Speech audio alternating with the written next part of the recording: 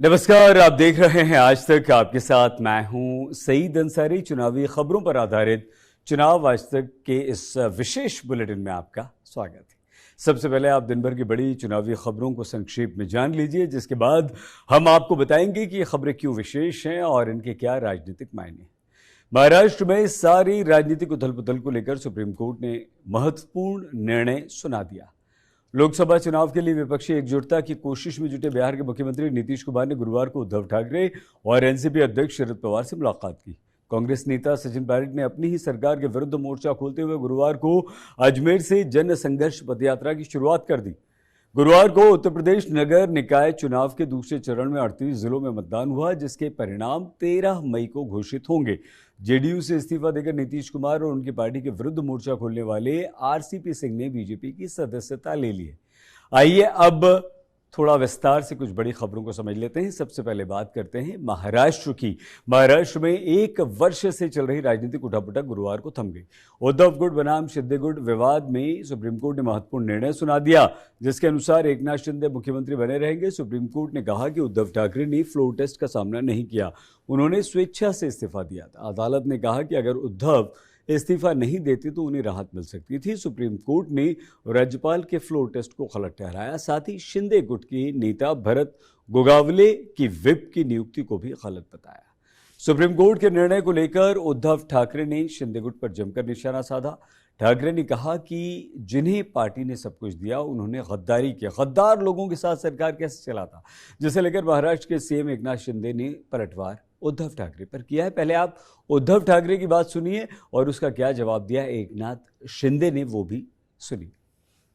मैं मानता हूं, देखो इसके जिस नजरिया से आप देखते हो, ठीक है, कानूनी तौर पर मैंने इस्तीफा दिया, शायद गलत हो सकता है, लेकिन नैतिकता अगर देखें तो जिन लोगों को मेरे पिताजी ने, मेरे पार्टी ने सब कुछ दिया, वो लोग उठकर मेरे ऊपर उंगलियां उठाए तो उनके लिए मैं मेरा विश्वास या अविश्वास क्यों जताने की कोशिश करूं? तो ऐसे लोगों को अधिकार ही नहीं है मुझे सवाल पूछने का। जिन लोगों ने मेरे पार्टी से सब कुछ लिया और गद्दारी की, तो गद्दार लोग मेरे ऊपर अविश्वास लाए और उसका मैं सामना करूं, कैसे हो सकता है? ये तो गद्दार लोग हैं। आज तो कोर्ट ने कहा, और मतलब कोर्ट ने गद्दार नहीं किया, लेकिन ये सारी बातें हैं। आज तो मतलब महाराष्ट्र में आप सरकार ही नहीं है। जिनके पास बहुमत नहीं था उन्होंने रिजाइन किया है, और नैतिकता की बात अब करने से पहले अगर करते, जब चुनाव हुआ था, जब शिवसेना भाजपा की सरकार का जब गठित होने मतलब जो सार्वत्रिक चुनाव हुआ, तब लोगों का मैंडेट ध्यान में रखते हुए अगर नैतिकता की बात करते तो शिवसेना बीजेपी का सरकार स्थापित हो जाता था। लेकिन सिर्फ और सिर्फ सत्ता पाने के लिए, कुर्सी पाने के लिए जब निर्णय लिया, ये जनता ने देखा है, महाराष्ट्र ने देखा है, और उसी को सुधारने का काम हम लोगों ने किया है। दरअसल महाराष्ट्र में शिवसेना विधायकों की बगावत के बाद महाराष्ट्र विकास आघाड़ी गठबंधन पिछले वर्ष जून में गिर गया था, जिसके बाद 30 जून को शिंदे ने मुख्यमंत्री पद की शपथ ली थी और इसके विरुद्ध उद्धव ठाकरे सुप्रीम कोर्ट पहुंच गए थे। इधर लोकसभा चुनाव के लिए विपक्षी एकजुटता के प्रयास में जुटे बिहार के मुख्यमंत्री नीतीश कुमार ने गुरुवार को उद्धव ठाकरे और एनसीपी अध्यक्ष शरद पवार से मुलाकात की। पहले नीतीश मातोश्री पहुंचकर उद्धव ठाकरे से मिले, जिसके बाद उन्होंने शरद पवार से भी मुलाकात की। इस दौरान उनके साथ तेजस्वी यादव भी मौजूद रहे। नीतीश ने कहा कि हम चाहते हैं कि अधिक से अधिक विपक्षी पार्टियां एक साथ आएं और आगामी लोकसभा चुनाव में बीजेपी को, मोदी को हराएं।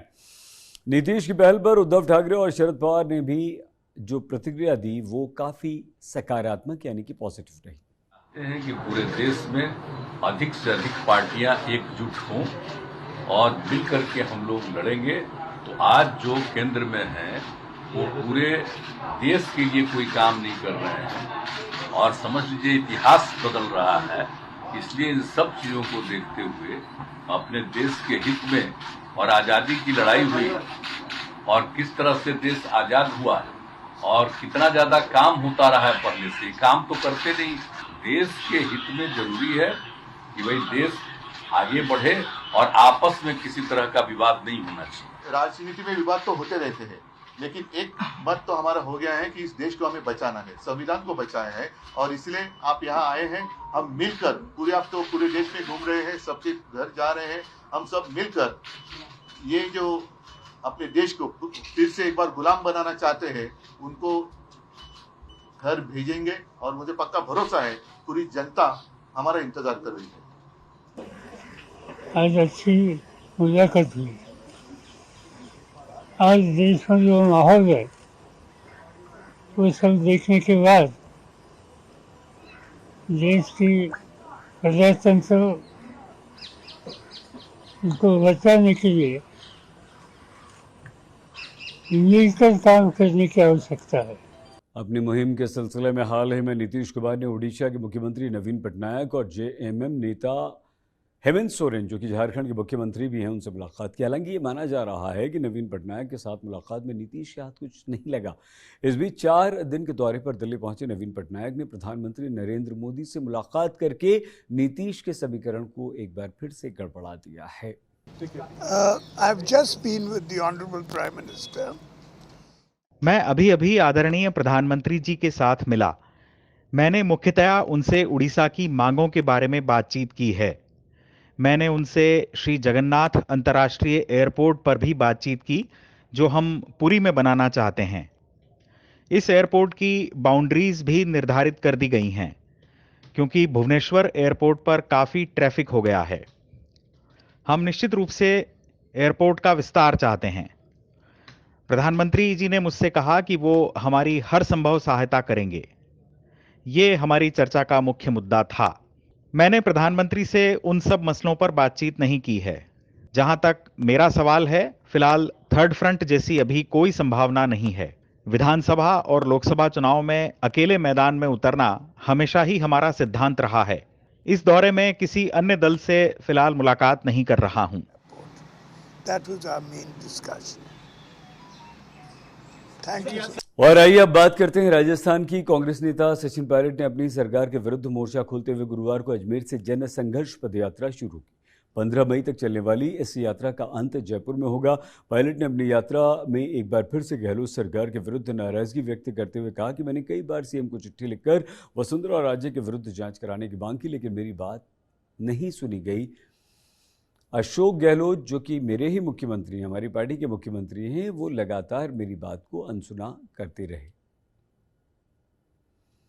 तो ये जन संघर्ष यात्रा 5 दिन की सचिन पायलट ने शुरू की और एक बार फिर से अशोक गहलोत को निशाने पर लेते हुए कहा कि क्यों वसुंधरा राजे के भ्रष्टाचार की वो जांच नहीं करवाते। मैंने 3-3.5 साल तक इंतजार करने के बाद हमारी सरकार को, सम्मान्य मुख्यमंत्री जी को मैंने चिट्ठी लिखी, मैंने आवेदन किया उनको। मैंने कहा आपने और हमने मिलकर जो तमाम आरोप लगाए थे, अब लगभग 3.5 साल हो गए, इन आरोपों की जांच होनी चाहिए। मैं आपसे पूछना चाहता हूं, उन आरोपों की जांच होनी चाहिए कि नहीं होनी चाहिए? मैं 1.5 साल तक चिट्ठी लिखता रहा। मैंने कभी सार्वजनिक रूप से इस बात को नहीं कहा।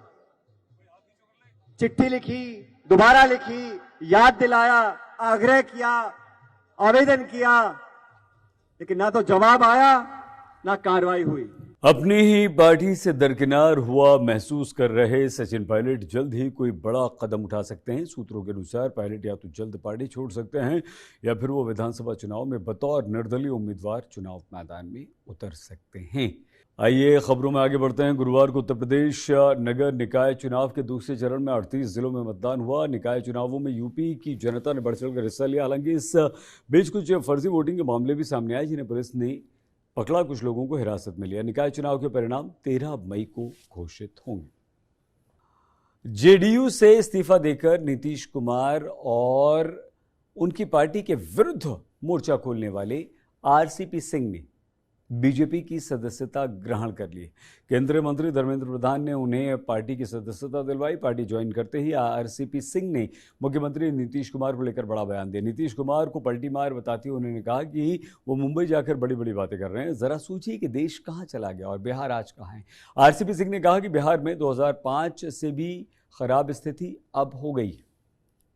आरसीपी सिंह ने नीतीश कुमार को पलटू राम कहा कि वो पलट रहे हैं, 2005 से बिहार की स्थिति को खराब बता रहे हैं, लेकिन नीतीश कुमार का साथ छोड़ के, जेडीयू छोड़ के जैसे ही बीजेपी में आए तो वो भी पलटे और पलटकर उन्होंने नीतीश कुमार पर आरोप लगाने शुरू किए। देखिए। आदरणीय धर्मेंद्र प्रधान जी के प्रति आभार प्रकट करता हूं कि मुझे आज यहाँ उन्होंने सदस्यता ग्रहण करवाया।